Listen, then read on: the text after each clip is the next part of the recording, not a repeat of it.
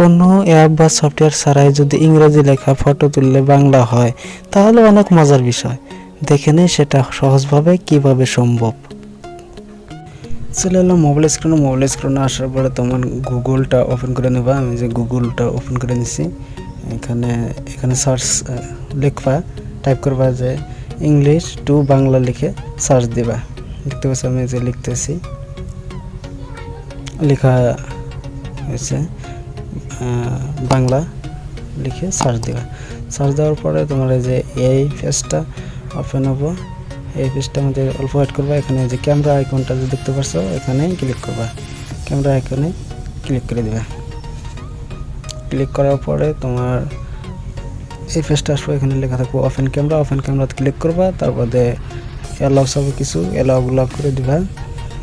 Allow করার পরে তোমার ইংরেজি লেখার উপরে স্থির করে রাখবা। স্থির করে রাখলে সবগুলো লেখায় বাংলা দেখা যাবে।